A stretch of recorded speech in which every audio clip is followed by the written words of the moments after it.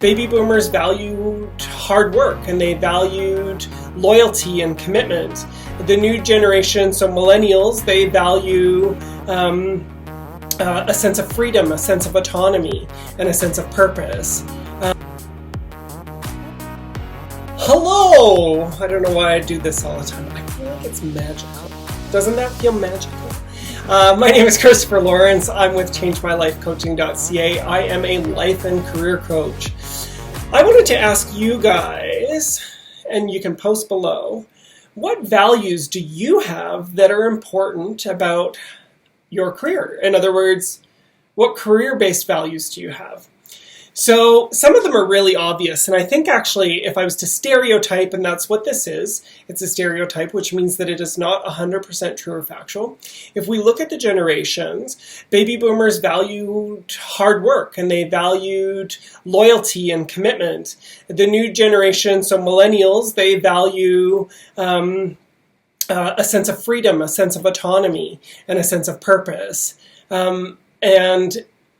I'm stereotyping, so we can go left or right. Older people can value those things, and younger people can value those things, and in fact, they do.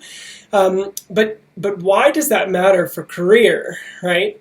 And actually, it's a little bit deeper than those things. Those things are values, but actually, it's even more than that.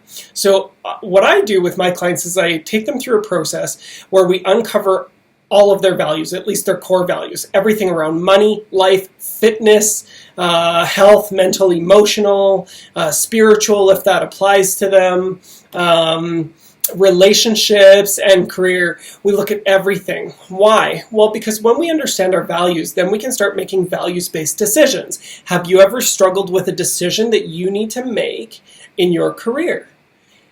If so, values-based decisions actually make that decision come a lot easier. Why? Because when we understand our values and we make values-based decisions, the decision becomes really clear to us. It's like, this is what I value, so for this decision I'm about to make, how does that fit? Which values will get most expressed? And sometimes we have values that are in conflict with each other. That's okay. It's not ideal, but it does happen. And sometimes we choose to, in our lives or our career, we choose to, we choose one thing over another, and therefore we end up compromising our values. So look at Jean Valjean. He had to steal a loaf of bread to feed his starving family. Tough choice, especially at that time, the period that was written for. So, what would you do? Would you steal the loaf of bread to feed your starving family? Or would you obey the law and let your family starve, right? And of course, there's more options now. But at the time, this character didn't feel like he had that. So when we choose one over the other, we can feel a sense of shame or guilt. I'm going to choose to steal the bread to feed my family, but I feel crappy that, I stole. Or I'm not going to choose to steal the bread to feed my family, and therefore I feel honorable because I didn't steal the bread, but now my family's starving, so I still feel like guilt. I still feel guilt.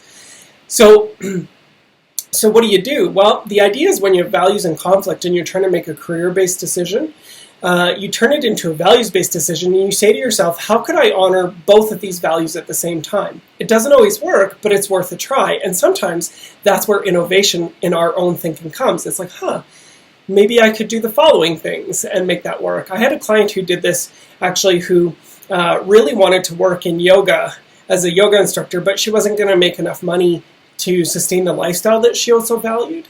And she worked at an engineering firm. And so what could she do to live both? Well, she was already teaching yoga at night, but it was getting kind of tiring. So here's what she did. She went to her wellness committee and she said, can I teach lunch and learns? And I'd like to teach yoga. Here's a room that we can do it in.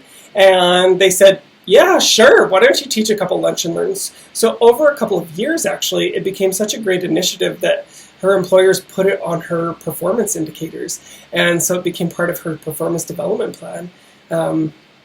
Or personal development plan for the company to teach yoga at lunch as part of their wellness committee. So I thought that was kind of cool and very innovative, and that's what it means in her case to make a values-based decision and honor values that might be in conflict. Hopefully that's helpful for you. Christopher Lawrence, ChangeMyLifeCoaching.ca, life and career coach. Tell me about your values below. Thanks. Thanks. Bye.